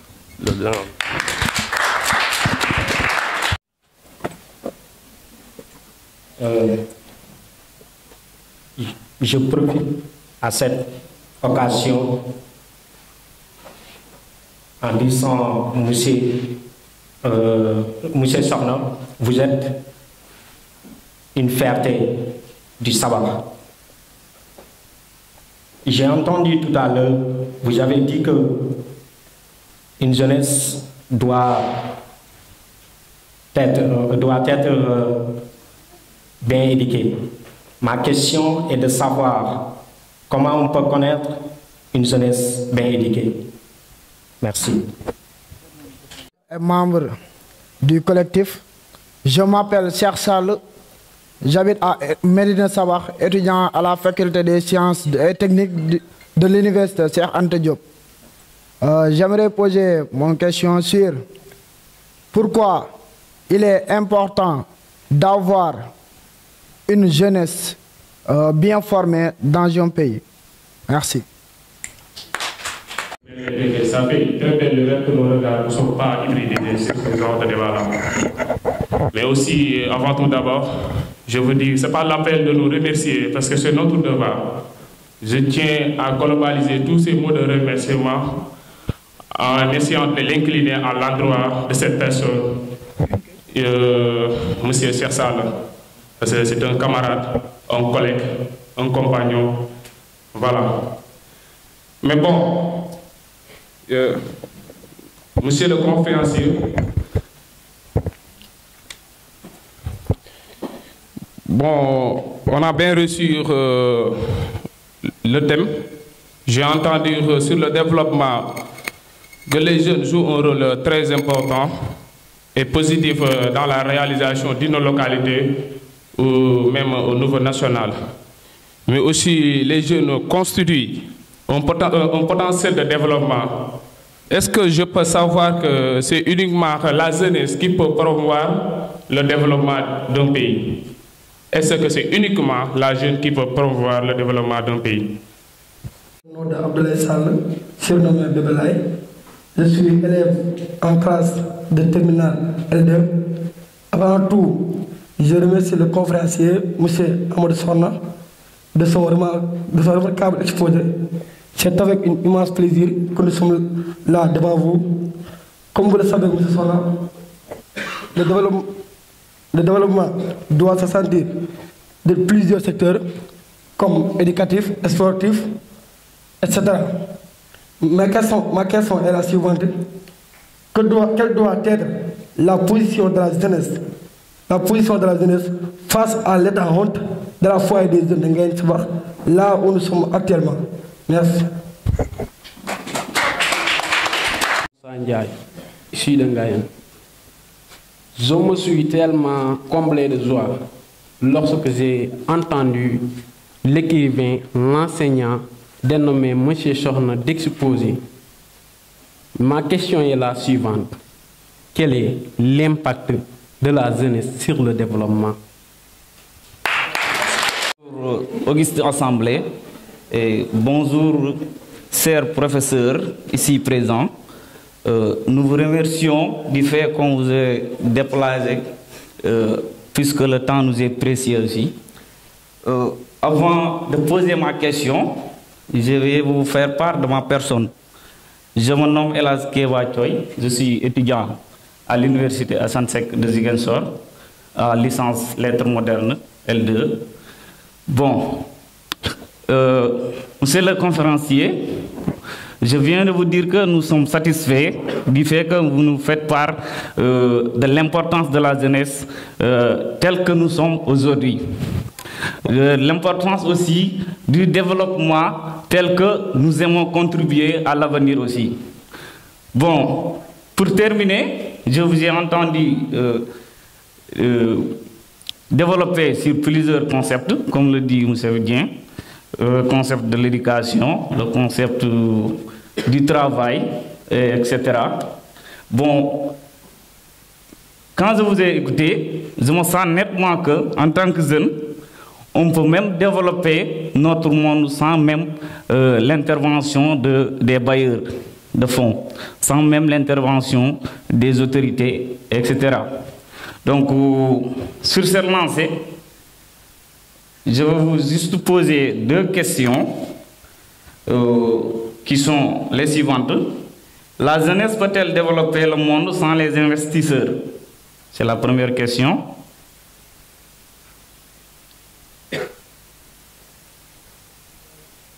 La jeunesse peut-elle développer le monde sans les investisseurs? Et la deuxième question, quel est le rôle des autorités envers la jeunesse? Qui est devant nous aujourd'hui. Nous avons écouté tous les discours que vous nous avez donnés et tous les conseils aussi. Moi, ma question est que comment une jeunesse peut avancer sans l'aide d'un État? Je suis un élève en classe de terminale S2 au lycée Sambou Oumani Touré de Médina Sabakh. D'abord, je remercie monsieur le conférencier, l'écrivain, l'enseignant, monsieur Amadou Sokhna. On dit souvent que grâce à l'enseignant, l'écrivain écrit, le chanteur chante, même le cultivateur cultive. Vous avez tenu à ce que cette rencontre soit la plus conviviale, d'où dans la salle où nous sommes. Merci à toutes les personnes qui se sont déplacées pour venir assister à cette grande conférence qui a un thème, qui a une importance capitale. Ce thème n'est rien d'autre que le développement et la jeunesse. Deux concepts qui sont corollaires. On ne peut pas parler de développement sans la jeunesse. Donc la jeunesse occupe une place importante dans ce développement. Vous avez parlé aussi de beaucoup de concepts, à savoir l'éducation, le travail. Mais moi, je dis juste qu'on pouvait même camper le débat sur le travail. Parce que j'avais un professeur qui me disait que l'amour du travail bien fait doit être le comportement de chaque citoyen, car c'est un vertu civique. Chaque individu doit développer un amour du travail bien fait en ayant l'éthique et en respectant son métier. Sur ce, monsieur, je voulais savoir comment on peut reconnaître une personne qui a un amour du travail bien fait. Merci. Santé, en leur disant qu'ils plantent partout le drapeau du savoir et de la vertu. Vous êtes venus embellir la journée parce que ces gens que vous voyez derrière, je jure que nous ne sommes pas allés les rencontrer pour leur parler de la conférence. Nous avons fait porte à porte, mais pour eux, nous présentons d'abord nos excuses et merci d'être venus partager avec nous ce matin de connaissances. À l'occurrence, je vais citer Pathé Mbaye, le grand Babacar Sissé, El Madi Ndiaye, mon ami, il y a aussi Thiam Diouf et M. Amadou Badian. Donc nous ne sommes pas allés les rencontrer, mais ils se sont mobilisés pour venir aussi, tout en sachant qu'il doit y avoir une parfaite collaboration entre nous et eux. Et c'est vrai que j'ai pris la parole étant très souffrant parce que je ne peux ne pas prendre la parole devant un conférencier même s'il n'accepte pas ce titre de conférencier. Il est de par son talent, de par son éloquence, de par sa modestie. Et je tiens à préciser que le jour où je l'informais de la conférence, j'avais fait une erreur de le dire que la jeunesse de Ngayène souhaiterait que vous soyez le parrain, il se rappelle de ce vocal, que vous soyez le parrain de notre conférence. Alors, vous voyez qu'il y a différence entre parrain et conférencier. Bon, il a ri en me disant que vous voulez me faire revenir dans ma terre, parce que Ngayène c'est ma terre, et je ferai de sorte que ma contribution soit effective. Alors, il était prêt à contribuer financièrement, je dis même, pour la réussite de cette conférence. Il l'a fait même, parce que se déplacer de Possou à Ngayène sans que nous vous donnons le moyen de transport, c'est déjà quelque chose de symbolique. Je tiens aussi à remercier aujourd'hui un homme que j'ai découvert récemment, mais que je regrette à côté du conférencier assis, M. Gueye Sopi, à qui le rencontrer est un réel plaisir pour moi parce qu'il ne parle que de connaissances. Et même s'il me parle d'un leader que j'aime de par son éloquence, M. Idrissa Seck, merci M. Sopi d'être venu partager avec nous ces moments solennels de partage et d'essence pour la réussite de cette conférence aujourd'hui organisée par le collectif des jeunes pour le développement de la commune de Ngayène. À ces remerciements s'ajoutent ceux à l'endroit de Babacar Dieng, un homme qui a toujours ouvert ses portes au collectif du fait de sa disponibilité, de sa gentillesse et de son ouverture. Le collectif ne cessera jamais de vous remercier. Monsieur El Hadj Am, je ne veux pas vous remercier parce que vous êtes venu, c'est vous, comme vous l'avez dit. Et ce n'est pas la première fois que vous avez souhaité venir ici parce que vous me l'avez dit lors de l'apparition de votre livre. Vous m'aviez même proposé à ce que vous veniez faire un exposé qui va parler sur votre livre. Et malheureusement, avec la Covid, c'était très, très, très compliqué. Mais nous vous remercions. Et je salue même l'idée de Sopi qui souhaite que l'exposé sur votre roman soit fait après la conférence. C'est d'ailleurs ma même pensée. Il y a des questions que je voulais poser, mais quelques-uns dans la salle les ont posées. Donc il y a beaucoup de questions, d'autant plus qu'on va parler aussi de son livre et le temps file. Nous n'avons pas préparé de déjeuner. Je dirai aux conférenciers aussi qu'on ne peut pas répondre à toutes ces questions, mais il y a des questions, toutes les questions sont essentielles. À l'absence de collaboration entre la jeunesse et l'autorité. Vous dites l'autorité, je pense que vous parlez des autorités politiques, les élus, l'État de façon au niveau central et les élus locaux au niveau local, hein, le maire. Est-ce qu'il y aura développement? Quand il n'y a pas de collaboration entre la jeunesse et l'autorité, est-ce qu'il y aura développement? Maintenant, il faut qu'on revienne un peu sur la notion de développement. Et sur qui devrait travailler pour qu'il y ait développement. Vous voyez, tout à l'heure, Moussa Sall a parlé tout à l'heure de lui. Bon, il m'arrive souvent de vouloir le citer en exemple, mais ce n'est pas facile de parler de soi. Et je le dis tout le temps, quand je parle de lui, c'est un peu comme si je parle de moi. Ceux qui nous connaissent savent bien de quoi je parle. Et cette entreprise-là qu'il a créée, Ngoyan TV, il n'y a personne qui l'a créé à sa place. Hein. C'est lui-même qui l'a créé. Hein. C'est lui-même qui l'a créé à travers un esprit d'initiative très, très, très, très affûté, hein, en réfléchissant, en essayant de mettre en place les choses qu'il pense qu'elles pourraient marcher. Et il a réussi à mettre en place une entreprise. Oui, on peut l'appeler une entreprise. Il y a des gens qui travaillent avec lui. Et aujourd'hui, quoi que l'on puisse dire, on devra tous accepter que Ngoyan TV est maintenant incontournable dans l'espace médiatique de l'arrondissement de Médina Sabakh. Bon, peut-être que je dirais même au niveau départemental. Hein? Donc maintenant, en l'absence de collaboration, bon, la collaboration, elle est importante, mais pas nécessaire. Hein? La collaboration, elle est très importante entre les jeunes et les autorités. Et l'autorité, comme vous dites, c'est-à-dire quand on parle d'autorité, ici, je vais parler directement des élus locaux, c'est-à-dire le maire. La collaboration, elle est importante, mais elle n'est pas nécessaire, elle n'est pas non plus suffisante. Elle est importante. Par exemple, quand vous avez un projet que vous voudriez mettre en place, une chose sur laquelle vous voudriez travailler, il serait important que vous en parliez aux autorités, à l'élu local. Peut-être si vous avez besoin de local, il vous le donnera. Si vous avez besoin peut-être d'accompagnement, il peut vous aider. Je ne dirais pas qu'il doit vous aider. Je ne dirais pas qu'il doit vous accompagner, mais il peut vous accompagner. Hein? Il peut vous accompagner. Donc c'est là où je dis que c'est important, mais quand même, ce n'est pas une nécessité.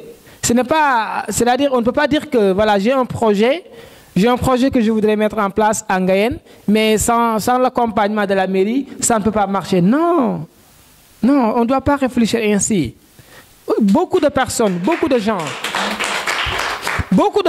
ont mis en place des projets qui sont sortis de terre, des projets qui ont fleuri, qui ont fructifié, sans le moindre sou injecté par la municipalité. Ça, c'est une réalité, ça existe. On peut le voir tous les jours et partout. Quand vous tournez à gauche, à droite, vous tâtez des gens avec des projets qui sont sortis de terre et qui sont en train de faire feu et flamme, qui marchent très bien et qui n'ont jamais été accompagnés par la municipalité. Donc, il faut qu'on essaie un peu de changer notre paradigme, notre façon de réfléchir, de dire que voilà, j'ai un projet, mais pour que ça marche, il faut que je sois obligatoirement accompagné par la municipalité. Non. Donc, c'est un peu ça. Donc, je dis juste que la collaboration, elle est importante, mais pas nécessaire quand même. Hein? Voilà. La deuxième question, sans la politique, la jeunesse peut-elle participer au développement? Oui, la politique, il faut qu'on essaie un peu de comprendre ce qu'est la politique. Malheureusement, la façon dont elle est faite maintenant dans notre société, ça laisse perplexe beaucoup de personnes. Mais une personne, un jeune, peut bel et bien participer au développement de sa communauté sans avoir à entrer en politique. Il y a beaucoup de choses qui se font, des actes de développement qui se posent et qui n'ont rien à voir avec la politique. Et les gens qui le posent n'adhèrent dans aucun parti politique. Bon, je ne connais pas très bien peut-être Nioro. Je ne connais pas très bien Guyane. Sinon, je vous aurais donné des exemples. Mais je vais vous donner l'exemple de Moussa Sall, mon ami, mon frère. Il a fait tout à l'heure allusion à la FEJAC. La FEJAC, c'est la Fédération des jeunes pour l'action citoyenne. Ils sont en train de mener beaucoup d'activités. Et la FEJAC a été créée depuis 2017 ou 2018, si je ne m'abuse. Ils font beaucoup de choses. C'est à travers la FEJAC que le cimetière de Medina Sabah a été récemment clôturé. C'est à travers la FEJAC que la maternité de Medina Sabah a pu avoir deux appareils échographiques. C'est à travers la FEJAC que Medina Sabah a reçu un lot très important de poubelles qui vont participer à l'assainissement du village. Ici, en Guyane, je peux vous donner le collectif des jeunes pour le développement d'Angayane. Est-ce que vous militez dans un parti politique en tant que collectif? Non, le collectif ne milite dans aucun parti politique. Le collectif n'a aucune coloration politique. Et pourtant, ils sont en train de faire des actions de développement. Est-ce que vous ne pouvez pas imaginer, par exemple, les gens qui sont là, l'audience qui est là, tous les jeunes qui sont là, peut-être l'intérêt qu'ils vont tirer du peu qui a été dit au courant de cette conférence? Vous ne pouvez pas l'imaginer. Chacun d'entre vous, peut-être, même si ce n'est pas chacun, au moins, il y aura au moins une ou deux personnes qui vont tirer profit de ce qui a été dit ici. Donc ce sont des actions de développement. Ils le font indépendamment de la politique. Peut-être chacun, en ce qui le concerne, il milite dans un parti politique, il a une coloration politique, il est militant dans un parti. Mais le collectif en tant que tel, dans sa quintessence, donc on n'a aucune coloration politique. Donc on peut bien mener des actions de développement sans pour avoir à vraiment s'engager dans la politique. Et il me dit jeune bien éduqué, comment est-ce qu'on peut le reconnaître? Je dis qu'un jeune bien éduqué, ou bien je dis juste une personne bien éduquée, c'est une personne qui arrive à son lieu de travail à l'heure. C'est une personne qui, quand il va à l'université, qu'il veut aller au resto, il suit le rang tel qu'il se doit, qui ne se disent pas que je suis plus pressé que les autres. Ça, c'est une personne bien éduquée qui le fait. Une personne bien éduquée, c'est une personne qui marche, réclame ses droits, sans casser, sans brûler, sans insulter. Une personne bien éduquée. Une personne bien éduquée, c'est une personne qui, quand vous lui donnez rendez-vous à 16h, il va arriver au lieu de rendez-vous avant 16h. Il ne va pas se faire attendre jusqu'à 16h20 ou 16h30. Une personne bien éduquée, c'est une personne qui respecte les biens publics. Une personne bien éduquée, c'est une personne qui ne gaspille pas en disant que c'est l'État qui paye. Une personne bien éduquée, c'est une personne consciente du bien et le fait, et consciente du mal et l'évite.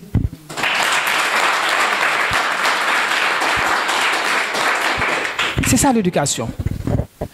Moi, ceux qui me connaissent, je tiens beaucoup à l'éducation.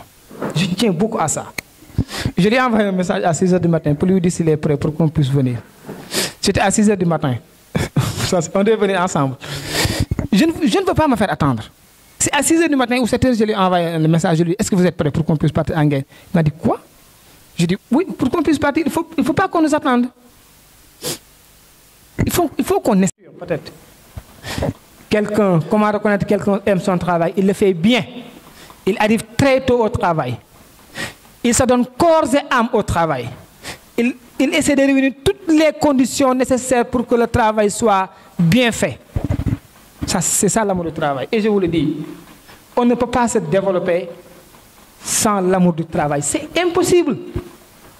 C'est impossible.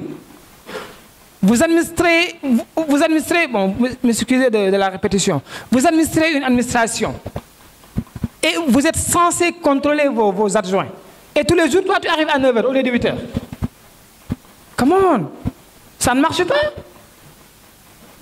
Est-ce qu'on peut se développer comme ça? Non, ce n'est pas possible. On se voile la face. Non, il faut qu'on arrête tout de suite de se voiler la face. Il y a deux choses, deux piliers fondamentaux. Si on se repose sur ces piliers-là, on peut se développer. À part ces piliers-là, on aura beau parler, travailler, donner des théories, on ne se développera jamais. Si on n'est pas bien éduqué, si on n'aime pas le travail, on ne se développera jamais, au plus grand jamais. Ça restera un rêve à l'état fétal jusqu'à la fin des temps. L'éducation et le travail. Il n'y a pas autre chose qui peut nous développer. Il n'y a pas une recette miraculeuse. Il n'y a pas un dirigeant qui peut développer son pays. OK? Ok, je pense qu'on a... Bon, oui, comment l'homme peut-il repousser l'impossibilité? L'impossible, mais... Oui, l'impossible. Pour moi, l'impossible n'est que psychologique. L'impossible n'est qu'une conception psychologique que l'on se construit dans notre tête. Souvent, j'ai vu une image ces derniers temps, un cheval qu'on a attaché sur une chaise, une petite chaise, une chaise à enfant. Et le cheval était là, il ne bougeait pas. Donc, les plus grandes barrières qui nous empêchent d'avancer dans la vie, ce sont des barrières psychologiques et aussi des pesanteurs liées à notre background social et culturel aussi. Maintenant, comment repousser ces limites-là? C'est un peu aller défier certaines règles sociétales. Ça, c'est fondamental pour repousser l'impossible. Défier certaines règles. Il y a beaucoup de règles sociétales qui sont établies, beaucoup de barrières psychologiques qui nous sont fournies. Pour repousser l'impossible, il faut aller défier ces barrières-là. La société vous dit tout le temps, on ne doit pas faire ceci, on ne doit pas faire cela. On ne doit pas faire ceci, on ne doit pas faire cela. Et nous, on a toujours tendance à se limiter ou bien à se fier à ces barrières psychologiques et sociétales-là. Et ça nous empêche d'avancer. Ça nous empêche d'avancer. Et souvent, on ne réalise la possibilité d'une chose qu'au jour où on l'aura accompli.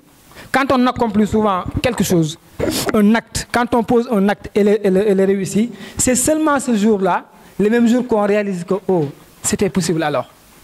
Souvent, il y a beaucoup de choses qui nous paraissent impossibles juste parce qu'on n'est pas allé à l'assaut de ces choses-là. Il y a une barrière psychologique qu'on s'est fait dans notre...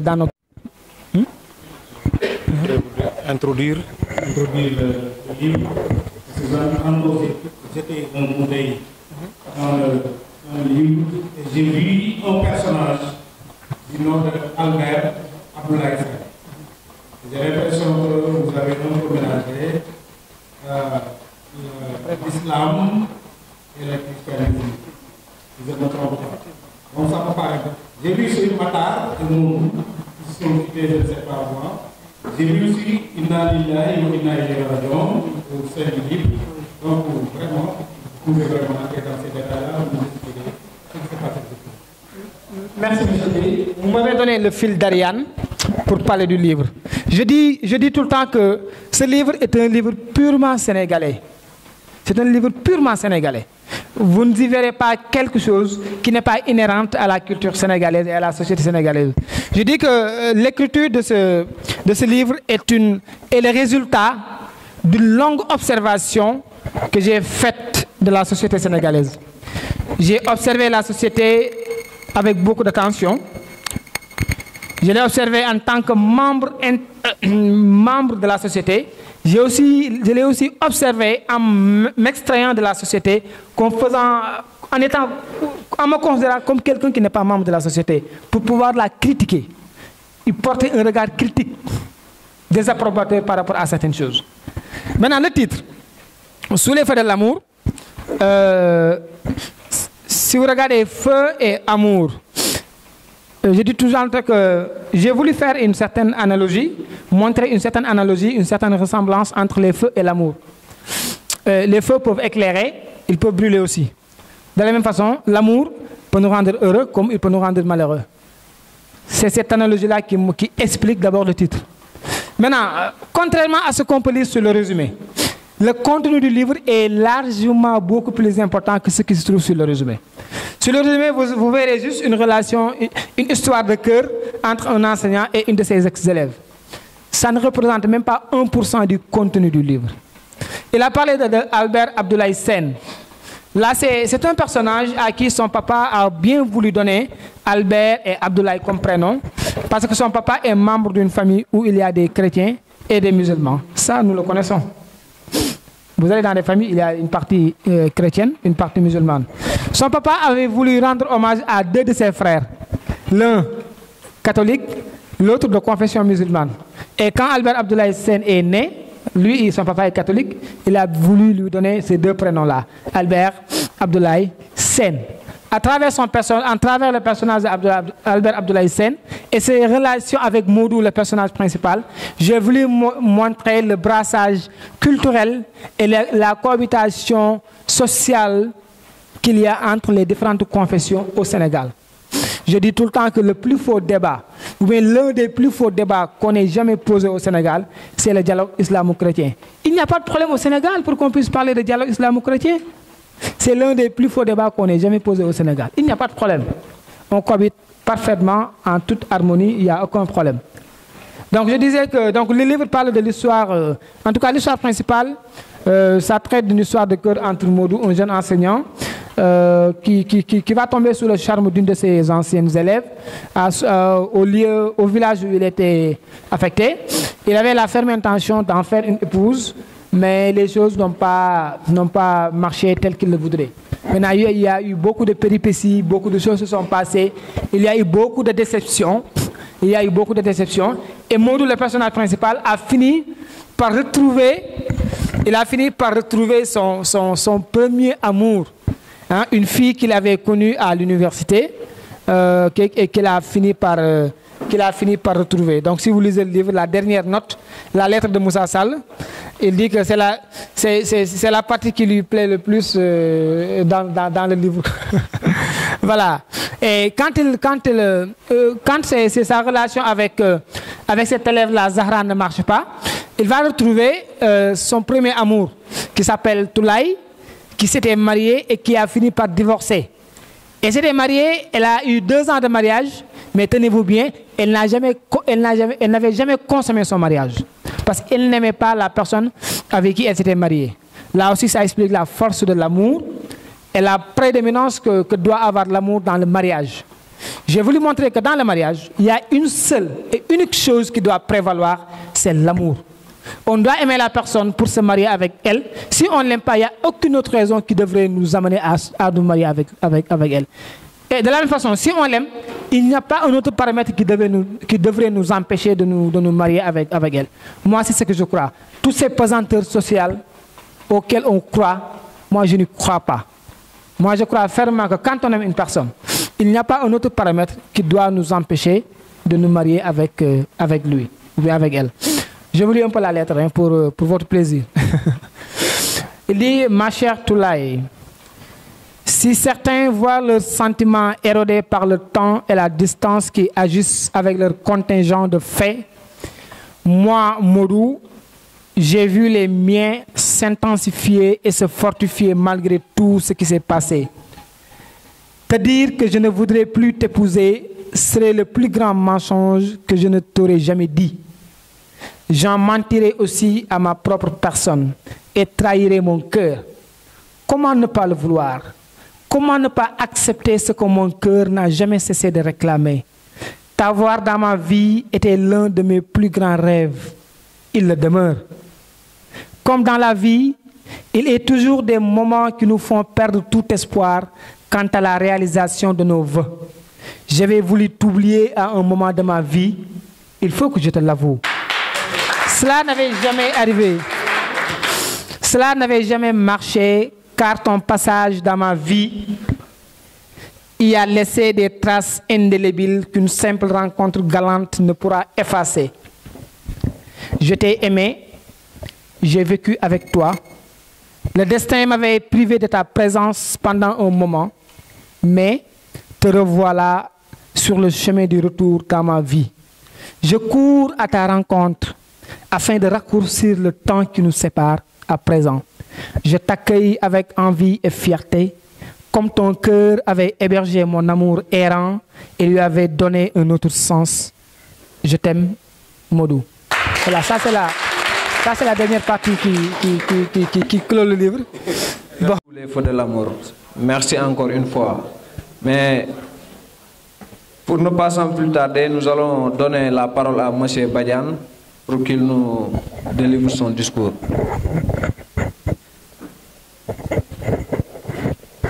Vraiment de votre attention. Parler est beau, mais être écouté est encore plus beau. Donc, on a parlé, on nous a écoutés, et vraiment tout au long de la conférence, je n'ai pas apporté une seule personne quitter la salle pour revenir.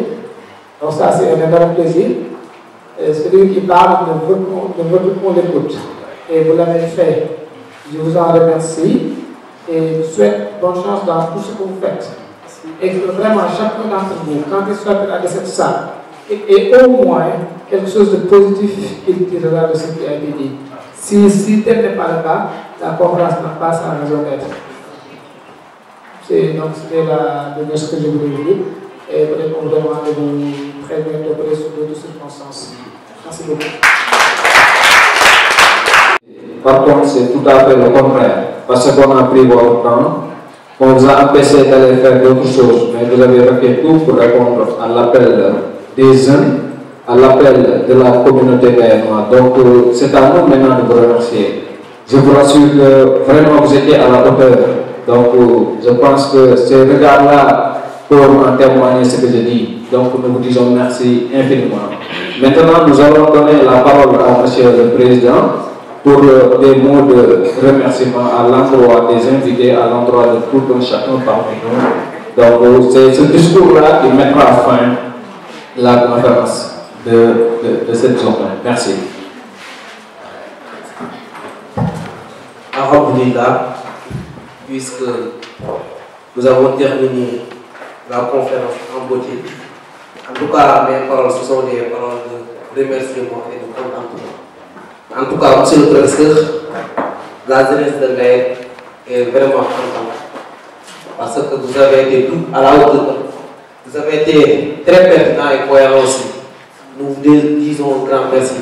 Et merci aussi de répondre à l'appel du collectif. Et nous vous invitons de venir prendre part demain, Inch'Allah, pour la cérémonie officielle. Demain, à partir de 9h, la cérémonie officielle. En tout cas, je remercie aussi nos grands frères pour répondre à l'appel du collectif. Ils sont là, présents avec nous. depuis le début jusqu'à la fin. En tout cas, nous vous disons grand merci. Je remercie aussi tous les membres du collectif. Et je vous invite à nouveau de collaborer afin de réussir ensemble ces 48 heures. Nous remercions aussi la presse Royal TV. Nous vous invitons aussi demain de venir prendre part pour la cérémonie officielle. La Croix-Rouge, sans oublier aussi la Croix-Rouge. Nous vous invitons aussi la Croix-Rouge.